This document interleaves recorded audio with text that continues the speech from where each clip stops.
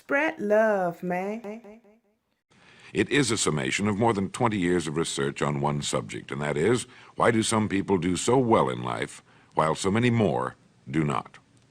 And the first thing let's talk about is the magic word. The experts call it the most important word as far as the results we get from life are concerned in this or any other language, and that word is attitude. It is our attitude toward life which will determine life's attitude toward us. Let's face the fact honestly that we shape our own lives, and the shapes of them will be determined by our attitudes. A person with a poor attitude toward learning, for example, isn't going to learn much until he changes his attitude. If we take the attitude that we cannot do something, we generally will not do it. An attitude of failure, and we're whipped before we start. So we know then that what we receive from life, what we accomplish or fail to accomplish, is due in large measure to our overall attitude. William James of Harvard University put it this way: "The greatest discovery of my generation is that human beings can alter their lives by altering their attitudes of mind." And isn't it wonderful that we have this measure of control? Before we start talking about our attitude toward the world, let's talk about our attitude toward ourselves, since it is the attitude we take toward ourselves which determines our attitude toward the world. Now, right here we come to a rather strange fact. We're so familiar with ourselves, we tend to take ourselves for granted. We tend to minimize the things we can accomplish, the goals we can reach, and for some equally strange reason, believe others can accomplish things in our field which we cannot. There are literally millions of human beings living narrow, darkened, frustrated lives, living defensively, simply because they take a defensive, doubtful attitude toward themselves, and as a result, toward life in general. Many people are suspicious of and oppose change, yet change is the one thing in life on which we can absolutely count. People who stay young all the years of their lives not only welcome change, but see it for what it really is: new opportunity, new chances for further fulfillment. Attitude is a reflection, a result of a person's will. It is incalculably powerful. It can bring about marvelous results for us, but we need to train it patiently, day by day.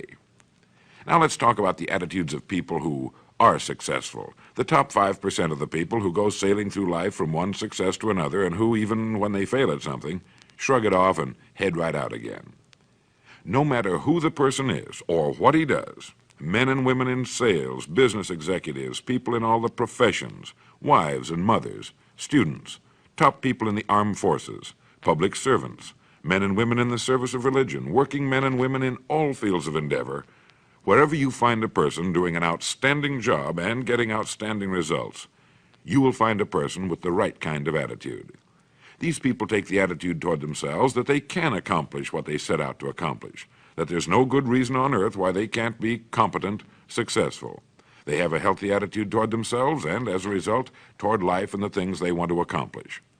And because of this, they achieve some remarkable things, and they come to be called successful, outstanding, brilliant, lucky, and a lot of other things. They're quite frequently no more brilliant or outstanding than the majority of the people by whom they're surrounded. But they did develop the right attitude, and they found their accomplishments not too difficult, and many times surprisingly easy, simply because it seems that so few are really trying, really believe in themselves. Successful people come in all shapes and sizes and in widely varying degrees of intelligence, background, and so on. But they all have one thing in common. They expect more good out of life than bad. They expect to succeed more than they fail. If you want something worthwhile, take the attitude that there are a lot more reasons why you can have it than there are that you cannot, and set out to earn it. Go after it, work at it, ask for it, and 9 times out of 10, you'll get it. Our environment is really a mirror of our mental attitude. If we don't like our environment, we have to change our attitude first. Now, the world plays no favorites. It's impersonal. It doesn't care whether we change or not. Adopting a good, healthy attitude toward life doesn't affect the world and the people in it nearly as much as it affects us. It would be impossible to even estimate the number of jobs which have been lost, the number of promotions missed, the number of sales not made, the number of marriages ruined by poor attitudes. But you can number in the millions the jobs which are held but hated, the marriages which are tolerated but unhappy, all because of people who are waiting for the world and others to change toward them instead of being big enough and wise enough to at least make a test which will prove beyond any shadow of a doubt where most or at least a big part of the trouble lies. Studies made of the lives of literally thousands of successful people have shown that they radiate confidence, assurance, they expect success, and they get success. You can spot these people by the way they walk, by the way they look and act. You can feel it about them when they enter a room. They may be short and fat, or tall and thin, or any combination in between, but they have about them the attitude of success.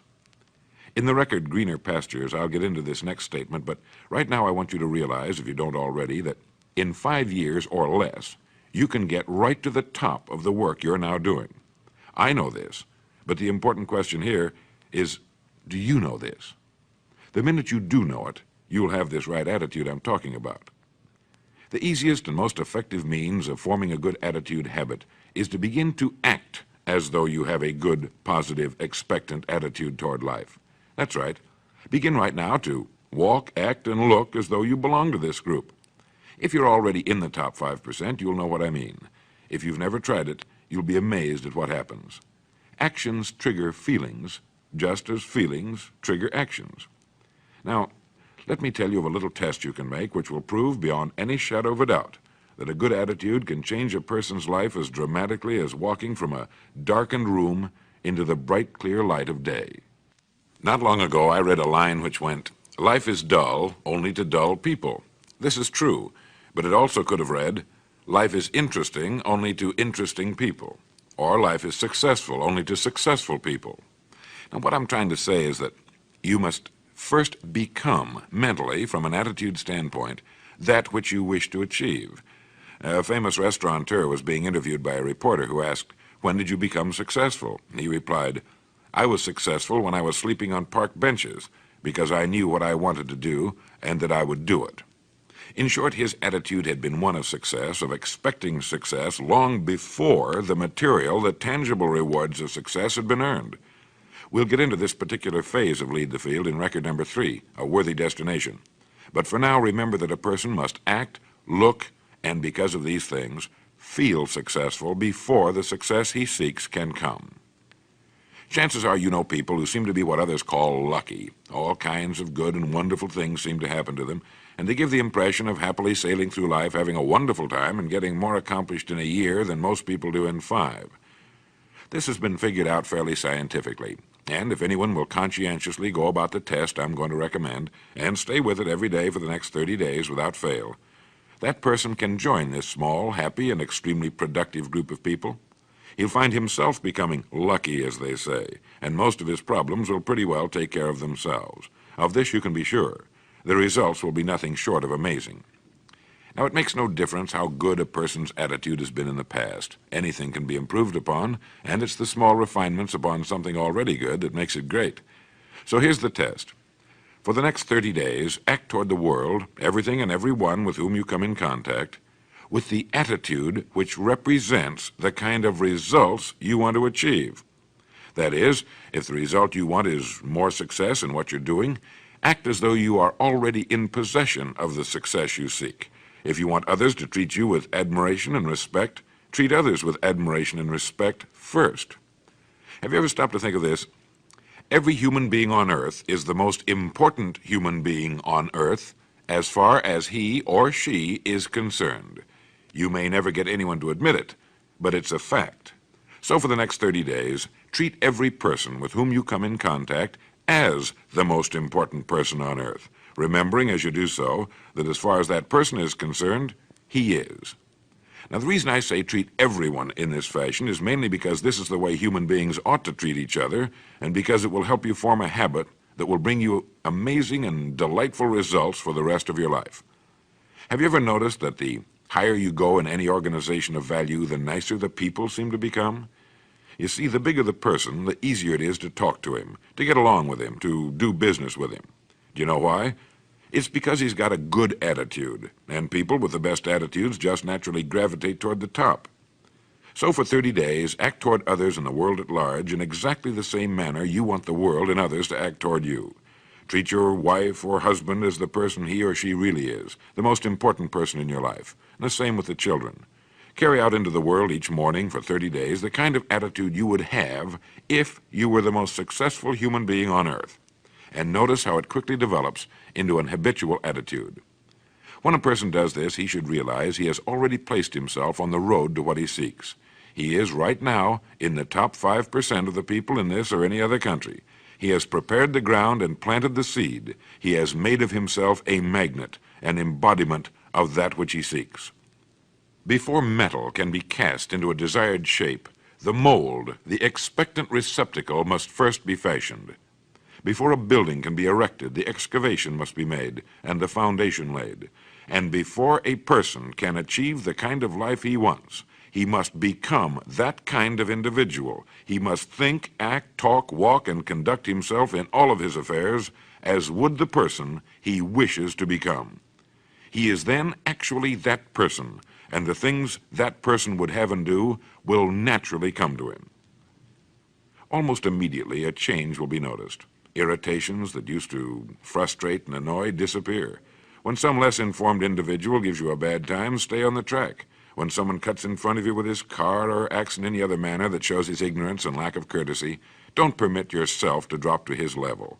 Pity him, for that's what he really deserves. That's the very group a person doesn't want to belong to, and if he acts like them, well, let's face it, he belongs with them. There's nothing in the world that men, women, and children want and need more than the feeling that they're important, that they're needed and respected. They will give their love, their affection, their respect, and their business to the person who fills this need. So the magic word is attitude. And in summing up, a few points to keep in mind. 1, it is our attitude at the beginning of a task which, more than anything else, will affect its successful outcome. 2, it is our attitude toward life which determines life's attitude toward us.